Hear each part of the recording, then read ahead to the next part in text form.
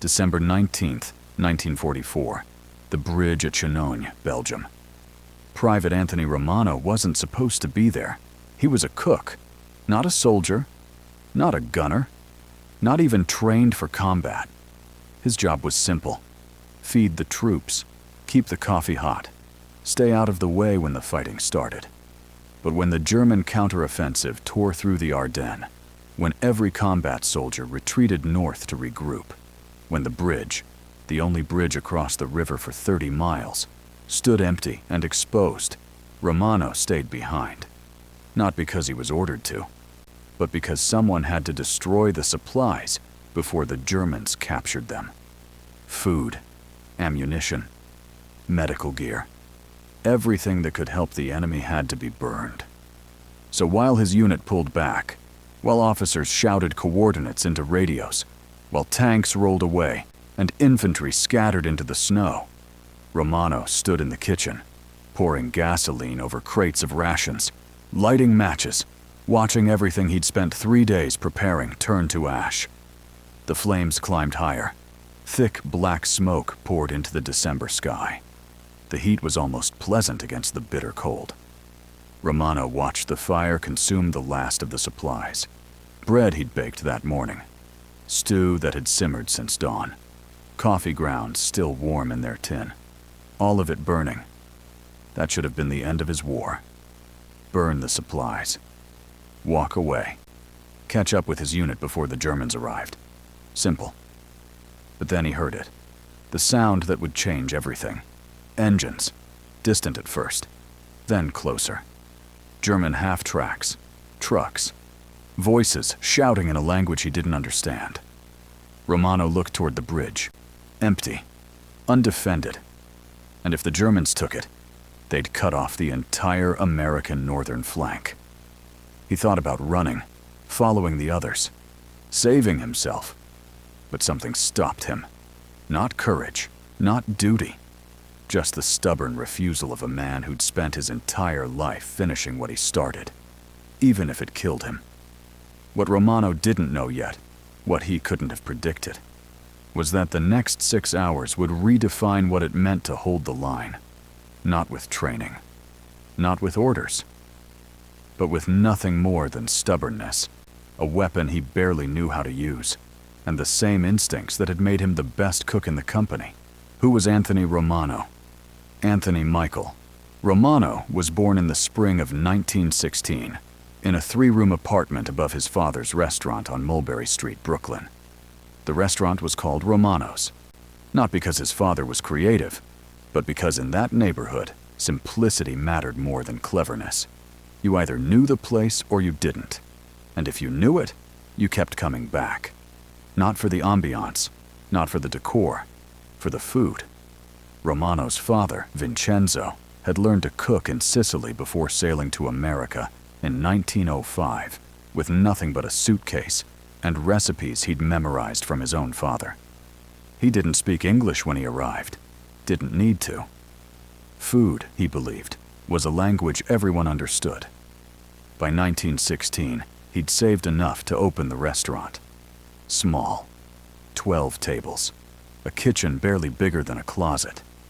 But every night it filled with dock workers, teachers, factory men, people who worked hard and wanted something warm that reminded them of home. Anthony grew up in that kitchen, not playing, working. By age 6, he was peeling potatoes. By 8, he was chopping onions with a knife almost as big as his arm. By 10, he was running the stove while his father worked the front. Vincenzo didn't believe in coddling. You want to eat, he'd say in broken English. You work. But he also taught Anthony something else. Something that had nothing to do with recipes and everything to do with survival. Timing. You can't rush a stew, Vincenzo would say, stirring a pot that had been simmering for hours. You wait. You watch. You know when it's ready. Not before. Not after. Exactly when, Anthony learned. Not just about cooking, but about patience. About reading situations. About understanding that everything had a rhythm, a pattern. And if you paid attention, you could anticipate what came next. It was a lesson that would save his life years later, standing alone on a bridge in Belgium, waiting for an enemy he couldn't see yet, but could feel coming. Anthony never wanted to leave Brooklyn. He'd planned to take over the restaurant when his father retired, marry a girl from the neighborhood, raise his kids in the same apartment where he'd grown up. Simple, predictable, safe. But in 1941, after Pearl Harbor, everything changed. Anthony enlisted, not because he wanted to fight, not because he believed in grand speeches about freedom and democracy, but because everyone else was going.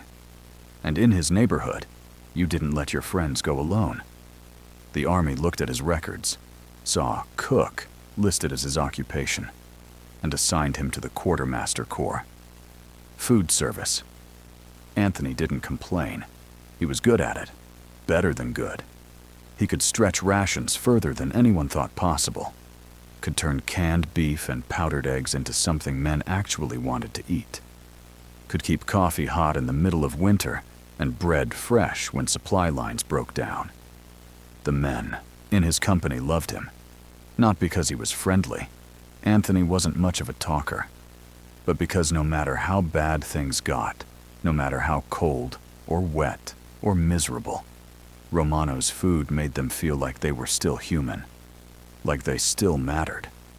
By December of 1944, Anthony had been in Europe for 8 months. He'd landed at Normandy 3 weeks after D-Day, cooked his way through France, fed troops during the liberation of Paris, followed the advance all the way to the Belgian border. He'd never fired his rifle in combat, never even loaded it. The weapon stayed strapped to his back, forgotten, while he focused on what he did best, keeping men alive, not with bullets, but with food, with warmth, with the small reminder that even in hell, someone still cared whether they lived or died.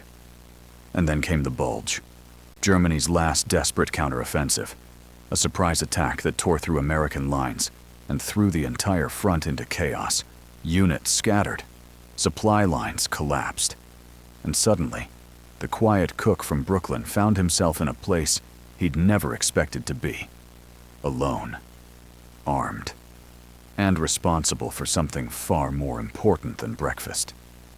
What Anthony didn't realize yet, what he couldn't have known, was that every lesson his father had taught him in that tiny kitchen on Mulberry Street was about to become the only thing standing between survival and disaster.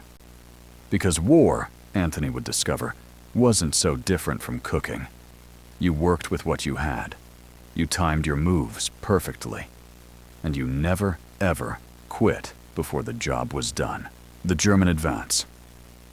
The German offensive had begun 3 days earlier, December 16th, 1944, before dawn, under cover of fog so thick you couldn't see 10 yards ahead. It was called Operation Wacht am Rhein. Watch on the Rhine, Hitler's last gamble, a desperate attempt to split the Allied line, capture the Belgian port of Antwerp, and force a negotiated peace before Germany collapsed entirely. Over 200,000 German troops, nearly 1,000 tanks, supported by what little air power the Luftwaffe had left. They hit the American lines in the Ardennes forest, a sector considered so quiet that new units were sent there to rest and recover. The Americans never saw it coming. Within hours, entire regiments were surrounded, supply depots overrun, communication lines cut.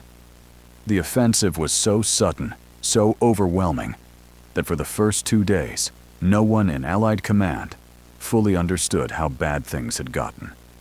By December 19th, the situation was desperate. The Germans had pushed over 30 miles into Allied territory. They'd captured towns, cut roads, isolated entire divisions. And now, they were driving toward the Meuse River, the last major natural barrier before Antwerp. If they crossed the Meuse, the entire northern flank would collapse. But to reach the river, they needed bridges. Most had already been destroyed by retreating American engineers. blown up, rendered useless. But not all of them. Some bridges, small ones, forgotten ones, built decades earlier and never marked as strategically important, still stood. The bridge at Chenonia was one of them. Narrow, built to handle farm traffic, not military convoys.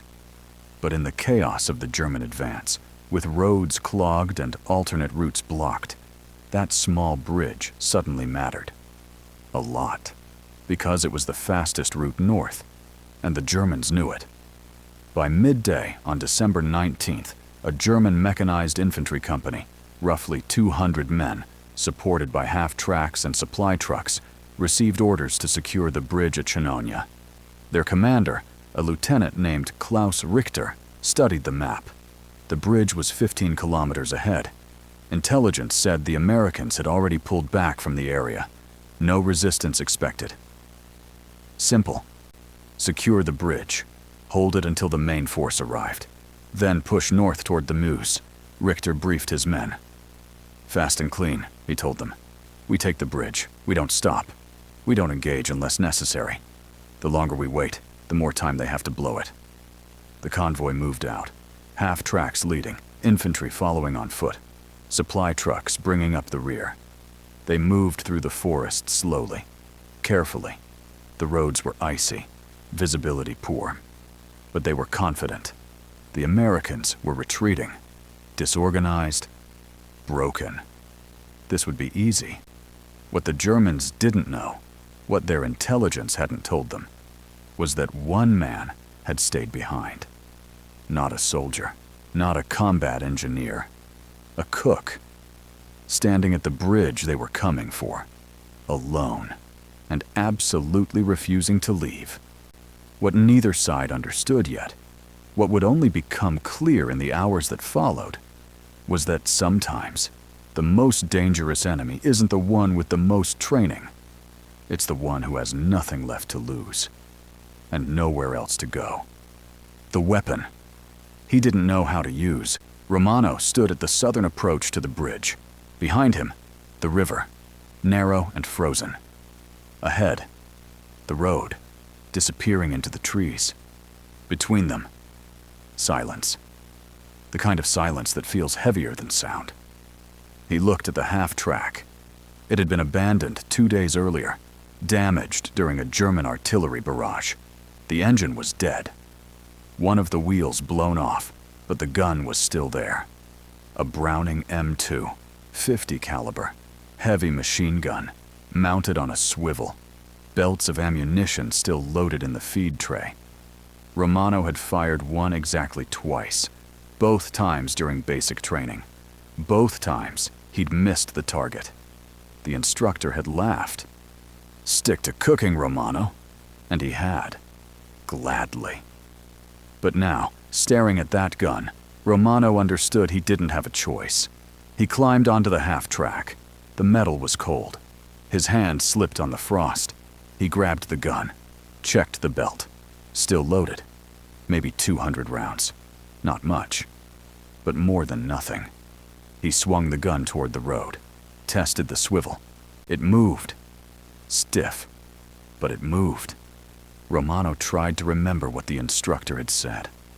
Something about elevation, about leading the target, about short bursts to avoid overheating. He couldn't remember most of it, but he remembered one thing. Point it at what you want to hit, and don't let go until it stops moving. Simple enough. Romano settled into position, hands on the grips, eyes on the road, waiting. The cold bit through his gloves. His breath came in short clouds. He thought about his father, about the kitchen, about the lesson Vincenzo had drilled into him 1,000 times. Timing is everything. You wait. You watch. You know exactly when to act. Romano didn't know how long he waited. Could have been 10 minutes. Could have been an hour. Time felt strange, elastic. Then he heard it again. The engines. Closer now. Much closer. Romano's hands tightened on the gun. Through the trees, he saw movement. Shadows. Shapes. Then, the first half-track emerged from the forest. Olive gray paint, German markings, infantry riding on top, maybe a dozen soldiers. Romano's breath caught. His finger hovered over the trigger. Not yet. Wait. Let them get closer. The half-track rolled forward, slow, cautious. Behind it, more vehicles appeared. Another half-track, a truck, then another. And behind them, infantry on foot. Dozens of them. Maybe more. All moving toward the bridge. Romano felt his heart hammering. He wanted to fire, wanted to do something, anything. But he forced himself to wait. Because firing too early meant giving away his position. And once they knew where he was, they'd overwhelm him in seconds. So he waited, hands shaking, breath shallow, watching the convoy roll closer. 300 yards, 250, 200. And then, just as the lead half-track reached the bridge approach, Romano squeezed the trigger. The gun roared. A sound so loud it felt like the world splitting open. 50 caliber rounds tore through the air. The lead half-track exploded in sparks. Metal shredded. Glass shattered. Soldiers dove off the sides. Some hit the ground running. Others didn't move again. Romano held the trigger. The gun bucked in his hands. Hot brass casings ejected in a steady stream. Smoke poured from the barrel. The noise was overwhelming. But Romano didn't stop. Because for the first time in his entire life, he wasn't cooking. He was fighting. And he had no idea if he'd survive the next 5 minutes. But he knew one thing. He wasn't leaving that bridge. Not until the job was done. What Romano didn't realize yet, what he couldn't have known, was that his decision to stay and fight had just triggered a chain of events that would turn a simple supply run into one of the strangest and most unlikely defensive stands of the entire war. The first hour. The Germans scattered, not in panic, but in trained, reflexive movement. Soldiers dove behind trees. Others sprinted for ditches. The half-tracks reversed, engines roaring, trying to back out of the kill zone. Romano kept firing. Short bursts now. Not because he remembered the training, but because the gun was overheating. He could feel it. The barrel glowing. Smoke rising. If he fired too long, it would jam. Or worse, cook off a round and explode in his face. So he fired. Paused. Fired again. The lead half-track sat motionless now, engine dead. Smoke pouring from the hood. Bodies sprawled around it. The other vehicles had pulled back into the tree line, out of sight. But Romano could hear them. Engines idling, officers shouting, men regrouping. He used the pause to check his ammunition. The belt was half gone. Maybe 100 rounds left. Not enough. Not nearly enough. Romano looked around. The half-track he was on had more belts stored underneath. Ammunition cans. Maybe 4 or 5 of them. He climbed down, hands shaking. Grabbed the first can, heavy. He hauled it up, cracked it open. Fresh belt. 200 rounds. He fed it into the gun, locked it in place, and waited. The Germans didn't rush him. They were smart, professional. They knew that charging a machine gun position in the open was suicide. So they did something else. They spread out. Infantry moved through the trees, flanking left and right, trying to find an angle where Romano couldn't see them. Romano saw the movement, not clearly, just shadows shifting, branches moving. He swung the gun left, fired a burst into the trees, then right. Another burst. He wasn't aiming at anything specific, just suppressing, keeping them from advancing. It worked, for now. But Romano knew he couldn't keep this up forever. Eventually, they'd flank him. Get close enough to throw grenades, or bring up a heavier weapon, a mortar, maybe, or a Panzerfaust, and blow him off that half-track. He needed to move, change positions, keep them guessing. Romano fired one more burst, then climbed down from the half-track, grabbed an ammunition can, and ran. Not far, just 50 yards. to a pile of rubble near the bridge itself. Old sandbags, broken concrete, not much cover, but better than staying static. He set up the gun, rested it on the rubble, loaded the belt, and waited. The Germans didn't know he'd moved yet. They were still focused on the half-track. Infantry crept closer. One soldier broke from the trees, ran toward the half-track. Romano tracked him, squeezed the trigger. The gun roared. The soldier dropped. The others froze, then retreated. Back into the trees. Romano exhaled. His hands were shaking again. Not from fear, from adrenaline. From the impossible realization that he was still alive. That this was actually working. For now.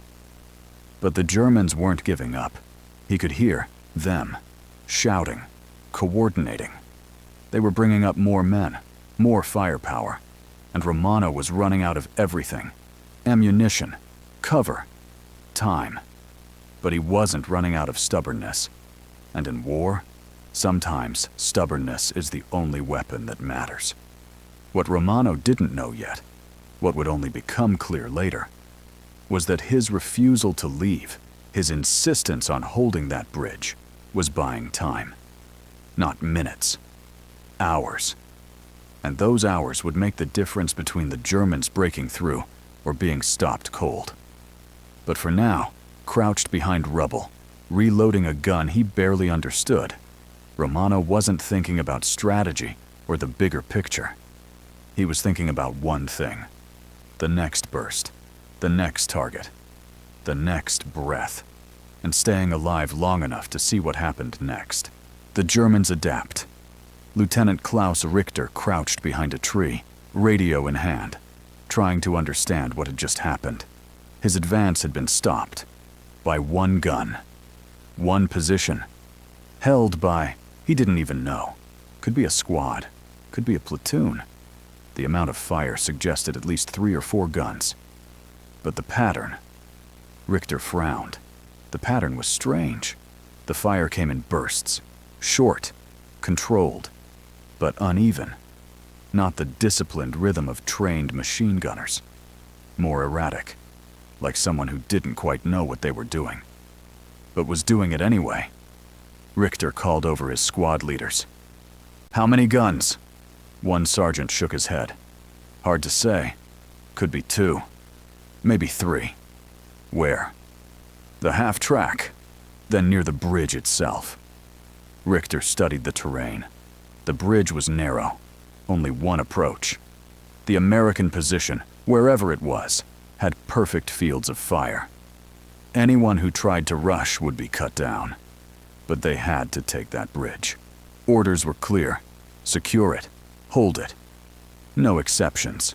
Richter made a decision. "We go around." The sergeant blinked. "Around?" "Through the forest. Flank them. Get behind their position. Then we move in." It would take time, maybe an hour. But it was safer than charging into a kill zone. The Germans began to move. Infantry split into 2 groups. One moving left through the trees, one moving right. Slow, quiet, staying out of sight. Meanwhile, a small team stayed in position, firing sporadically to keep the Americans' attention. It was a good plan. Professional. By the book. And it should have worked. But there was one problem. The plan assumed they were fighting a trained defensive position. Multiple guns. Multiple soldiers. Coordinated fields of fire. What they were actually fighting was one man, with one gun, who had no idea what he was supposed to be doing. And because Romano didn't know the rules, he didn't follow them. Romano heard the change. The German fire had slackened, not stopped, but quieter, less intense. That meant something. He'd learned enough in the past hour to know that silence in combat usually meant something worse was coming. He looked left, then right. The forest was thick. If they were smart, and they clearly were, they'd be flanking him right now, moving through the trees, getting behind him. Romano couldn't stay here. He grabbed the gun, disconnected the belt, slung 2 ammunition cans over his shoulder, and moved again.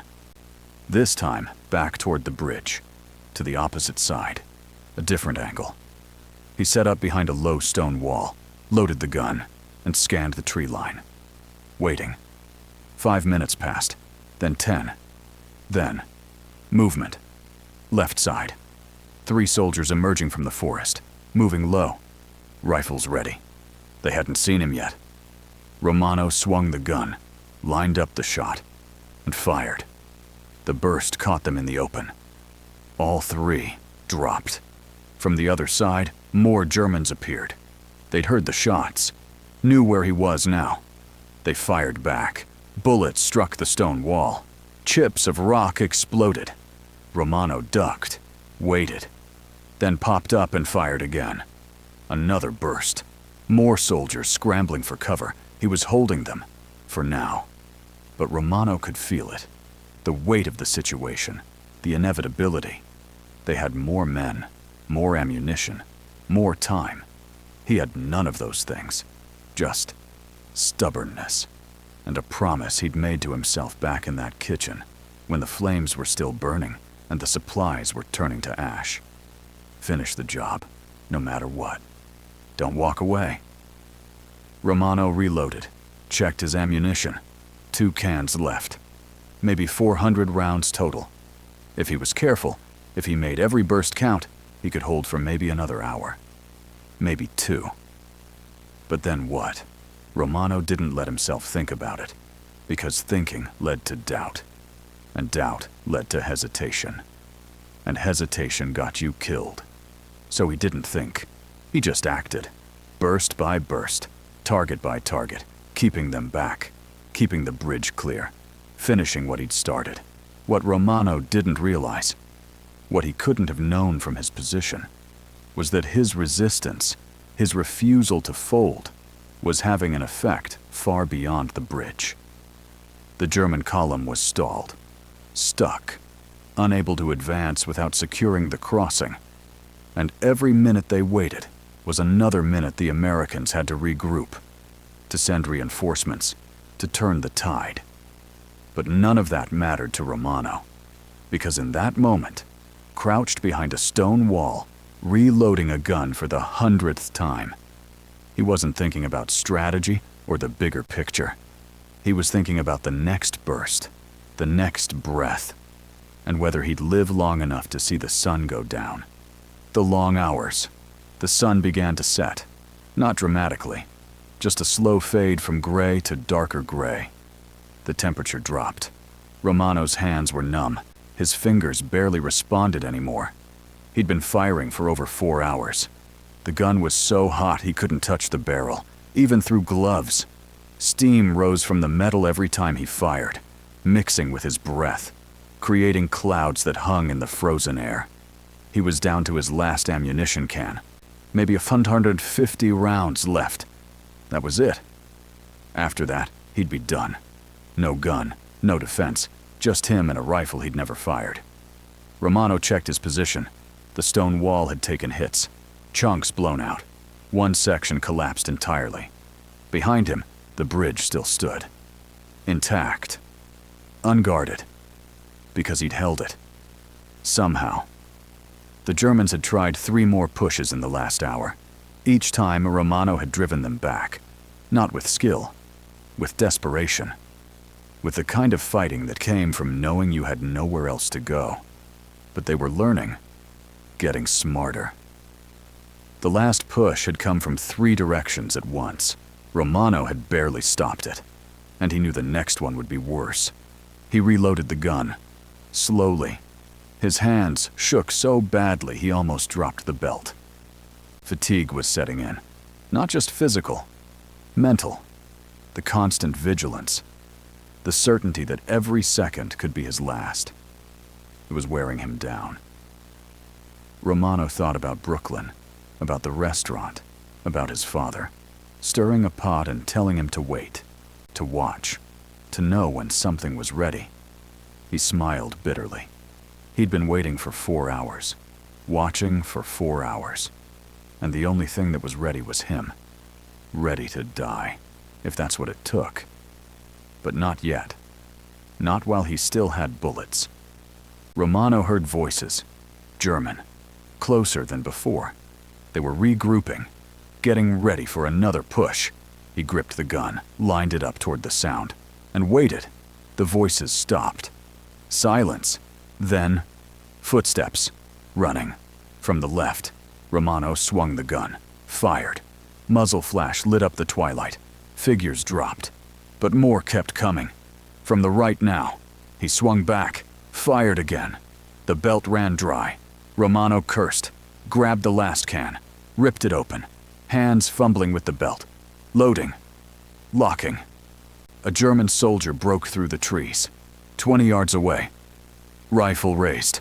Romano didn't have time to aim, he just pulled the trigger. The burst tore across the space between them. The soldier went down. But Romano knew he was out of time. They were too close now. Too many. He couldn't hold them all back. Not alone, not anymore. And then, from the north, a sound. Engines. American engines. Different pitch, different rhythm. Romano turned. Through the fading light he saw them.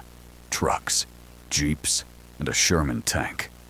Moving fast down the road toward the bridge. Reinforcements. Romano almost laughed, almost cried.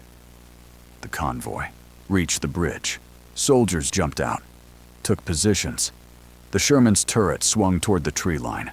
An officer ran toward Romano, shouting something. Romano couldn't hear. His ears were ringing. The officer grabbed his shoulder. "Are you hit?" Romano shook his head. "I'm fine. How many are you?" "Just me." The officer stared. "What?" "Just me." "One." The officer looked at the bridge, at the bodies, at the wreckage, then back at Romano. "You held this alone?" Romano nodded. The officer didn't say anything, just stared, then turned and started shouting orders. The Americans spread out, set up a defensive perimeter. The Germans, seeing the reinforcements, pulled back, retreated into the forest. The battle was over. For now. Romano sat down. Right there, on the cold ground. He didn't have the strength to stand anymore. Someone brought him coffee. Hot. Strong. He drank it slowly, tasting nothing, feeling nothing. Just the exhaustion that came from doing something impossible and somehow not dying. Later that night, after the Germans were gone and the bridge was secure, an officer asked Romano to explain what happened. Romano tried, but the words didn't come out right. "How do you explain that you stayed because leaving felt wrong? That you fought because you didn't know what else to do? That you held not because you were trained, but because someone had to?" The officer wrote it down anyway, filed a report, recommended Romano for a Silver Star. The recommendation was denied. Too many questions, too many inconsistencies. A cook, alone, holding a bridge against 200 Germans? It didn't fit any doctrine or tactical manual, so the story was quietly filed away, marked as exaggerated or misunderstood. But the men who'd arrived that evening, who'd seen the bodies, who'd seen Romano sitting there, covered in soot and blood, they knew. They knew what he'd done, and they never forgot. After the bridge, Romano stayed in the army until the war ended. He cooked, just like before. No one asked him to fight again, and he didn't volunteer. He'd done his part. In May of 1945, when Germany surrendered, Romano stood with his unit in a field outside Cologne, watching other men celebrate, cheering, crying, hugging. He didn't feel any of it, just relief, that it was over, that he'd survived, and that maybe, finally, he could stop waiting for the next engine sound. Romano returned to Brooklyn in the summer of 1946. The apartment above the restaurant was exactly as he'd left it. His father was older, gray hair, slower movements, but still in the kitchen every morning, still stirring pots, still teaching. They didn't talk about the war, not at first. Romano went back to work, peeling potatoes, chopping onions, running the stove. Like nothing had changed. But everything had changed. He couldn't hear certain sounds anymore without flinching. Trucks backfiring, doors slamming. Even the hiss of steam from a pressure cooker sent him back to that bridge. One night, months after he'd returned, his father asked him. They were closing the restaurant, wiping down tables. "You never talk about it," Vincenzo said. Romano didn't answer right away. Then quietly, "What's there to say? You were in the war. I was a cook. You were more than that." Romano stopped wiping, looked at his father. "I did what I had to do." Vincenzo nodded slowly. "Like I taught you." "Yeah, you finished the job." Romano smiled. "Tired?" "Yeah, Pop, I finished it." They didn't speak about it again, but something passed between them in that moment. An understanding. That the lessons learned in a kitchen on Mulberry Street had saved Romano's life. And maybe a few others besides. Romano never married, never had children. He took over the restaurant when his father died in 1953. Ran it for 37 years. Same menu, same recipes, same 12 tables. Neighborhood people came, dock workers, teachers, factory men, and occasionally veterans. Men who'd heard stories, whispers, about a cook who'd held a bridge somewhere in Belgium. They never asked directly. Romano never confirmed. But sometimes, late at night, when the restaurant was empty, one of them would buy him a drink, and they'd sit in silence, not talking, just understanding that some things didn't need words.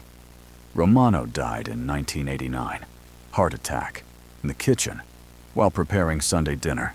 His funeral was small, 12 people, mostly neighbors. No military honors, no flag. No one from the army even knew he'd passed. The restaurant closed, sold to a developer, turned into apartments. The kitchen where Vincenzo had taught his son about timing was demolished, replaced with modern wiring and central air. Nothing remains of it now. No plaque, no marker, just memories that fade a little more with each passing year. But the bridge at Chinon still stands, rebuilt after the war, widened to handle modern traffic. And if you drive across it today, you'd never know that in December of 1944, one man stood there alone and refused to let it fall. The lesson.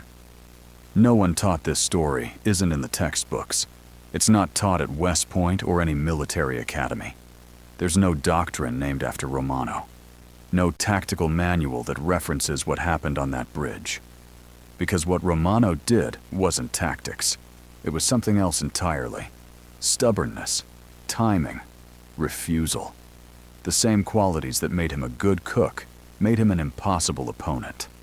Because he understood something most soldiers never learn. War isn't just about training. It's about knowing when to act, when to wait, when to hold, even when everything tells you to run. Romano learned that in a kitchen, from a father who'd never seen combat, but who understood that some principles transcend their origins. Patience, timing, commitment. These aren't military virtues. They're human ones. And sometimes, in the right moment, they're more powerful than any weapon. The Germans at Chinon weren't defeated by firepower. They were defeated by will. By one man who simply refused to accept that his job was done. That's not heroism in the traditional sense. It's not charging into danger or sacrificing yourself for glory. It's quieter than that. More stubborn. It's the refusal to leave something unfinished, even when finishing it might kill you. That's what Romano's father taught him. Not in words, in actions, in the way he ran his restaurant, in the way he treated every meal like it mattered. Because to Vincenzo, it did matter. Food wasn't just sustenance, it was care. It was proof that someone was paying attention, that someone gave a damn. And when Romano stood on that bridge, alone, outgunned, terrified, He was doing the same thing. Caring about the men who were counting on that bridge to stay open. About finishing what he'd started. About proving that even a cook could matter. Romano never said he was a hero. If you'd asked him, he would have shrugged. Told you he just did his job. And in a way, he was right. He did do his job. Not the job the army gave him, but the job his father gave him long before the war. Finish what you start. No matter what. That's the lesson. Not about tactics. Not about courage. About commitment. To the work. To the people. To the idea that if you're going to do something, you do it right. Even if no one's watching. Even if no one remembers. Even if history forgets your name. Because the work itself is the reward. The knowledge that when the moment came, you didn't run. You didn't quit. You stood. And you held. Anthony Romano held a bridge for 6 hours. Alone. Against impossible odds. And when reinforcements finally arrived, when the battle was over, and the story could have ended with medals and recognition, Romano asked for only one thing. To go back to the kitchen. To return to the work he understood. To the rhythm that made sense. Because for Romano, the bridge wasn't about glory. It was about duty.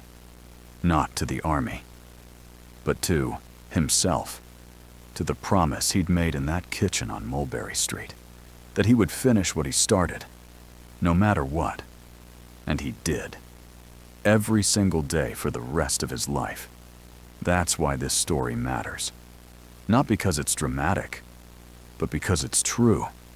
And truth, especially the kind buried in forgotten reports and faded memories, reminds us that heroes don't always wear medals. Sometimes they wear aprons. And sometimes, the most important battles aren't fought by soldiers, but by ordinary people who simply refuse to walk away when the job isn't done.